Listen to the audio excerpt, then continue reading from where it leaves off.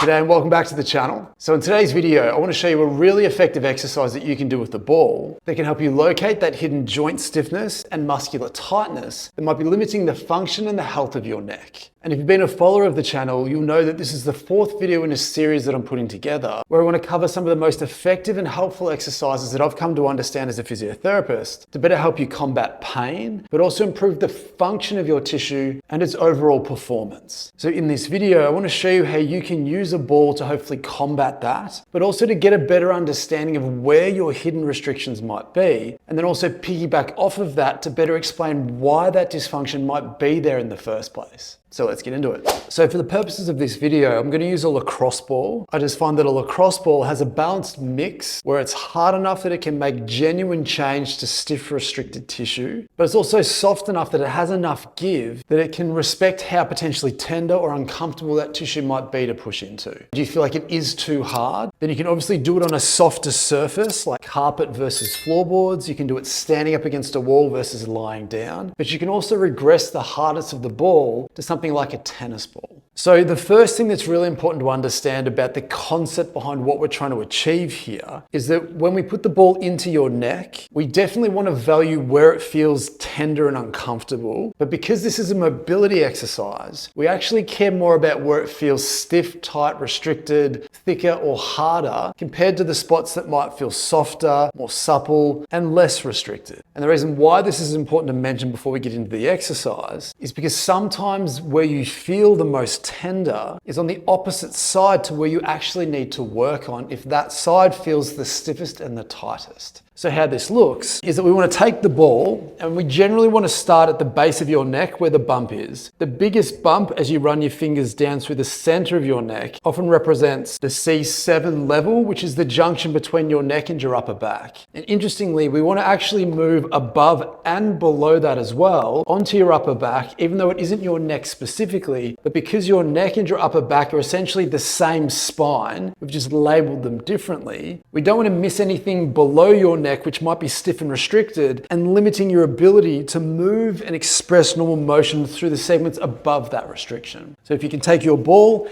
place the ball at the base of your neck where the bump is, and then just let it come straight off to the side. And from here, if you feel comfortable enough lying down, we just want to get you to lie down on top of that ball and just gently rotate your body to the side that the ball is on, just so you're gaining better access to the bony shelf underneath. Now, as I mentioned before, where you need to be to have the biggest impact on your neck dysfunction isn't automatically where it hurts or feels the most tender. It's where it feels the most restricted, the thickest, and the hardest. So when you're on this spot, take note of obviously how tender it may feel, but also get a general sense of how hard or thick or dense this feels. And then from here, immediately compare it to the exact same spot on the other side. And for me, this side feels like the ball sinks in easier. It doesn't feel like it's met with as much resistance as it is when I'm on this side. Now, for a lot of people, where it feels the most tender will also be the stiffest and the hardest. But just double check that where your dysfunction isn't on the opposite side to where your brain is telling you that you need to be. And for the purposes of this exercise, we just want to get you to leave the ball here, give it a chance to influence some of the tight, soft tissue over the top. It can trigger point that tissue. But more importantly, we're trying to get the ball to sink through that tissue into the underlying joints. Now, it's these joints which need to move smoothly when you move your neck and head. It's also the same joints that often asks the soft tissue over the top to become tight. So if you're always working on tight, soft tissue with massage or rolling the ball up and down, and you're not addressing some of the potential underlying joint mechanical restrictions, then you may not be getting to the underlying cause of why those restrictions are there in the first place. So once you've spent 20 seconds, 30 seconds here, what you can do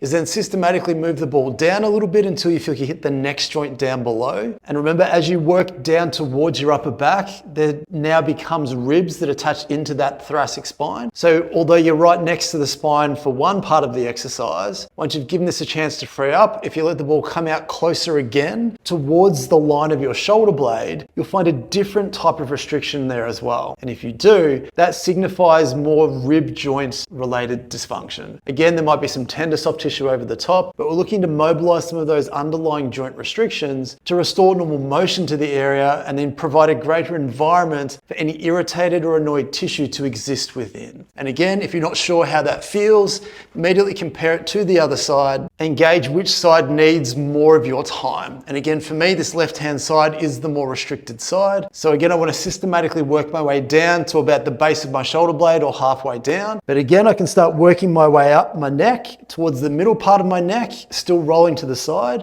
And then I can work my way all the way up to the top of the neck where it inserts into that skull. And again, go looking for any muscular or bony stiffnesses and restrictions that feel harder and tighter and rustier than they probably should. Again, compare it to the same spot on the opposite side and just spend your time on the spots that feel the most restricted, not necessarily the ones that feel the most tender and uncomfortable. Again, they can be the same, but they can also be the opposite. And the reason why this is so important to understand, and I've used this analogy before, but if you can imagine that my t-shirt represents my neck or my trunk, and if I bunch up one part of my shirt isn't divided into a left and a right, it's just a shirt. So if I create a restriction in this area, it pulls slack from everywhere around it. It pulls slack from the opposite side, from below, from above, from the same side further around it, also from around the back as well. So if I were to discover some dysfunction anywhere around this restriction, if I didn't know to look outside of where the soreness might be,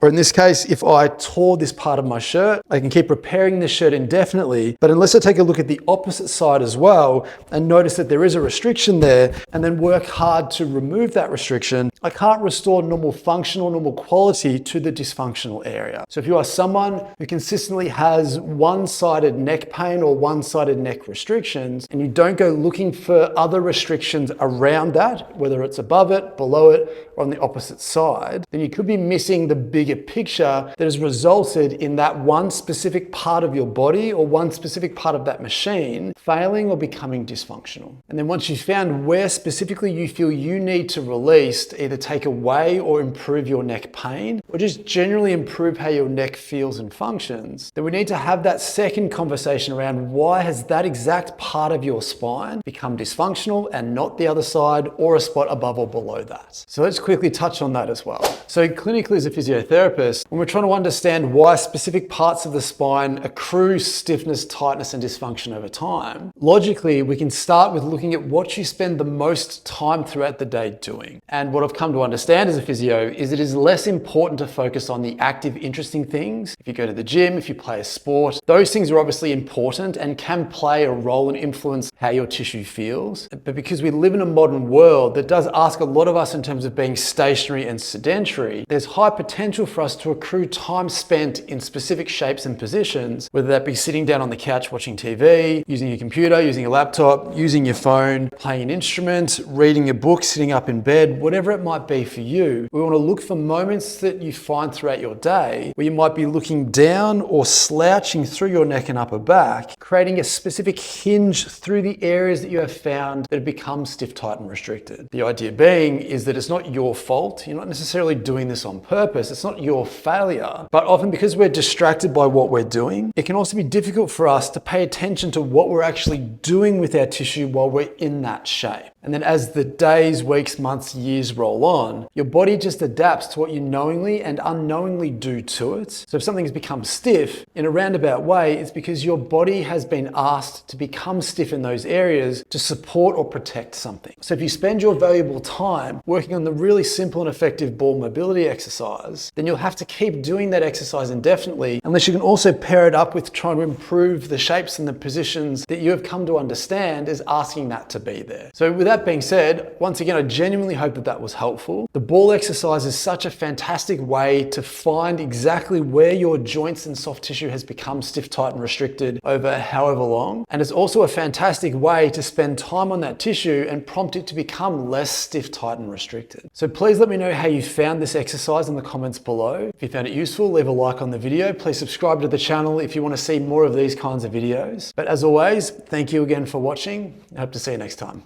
Bye.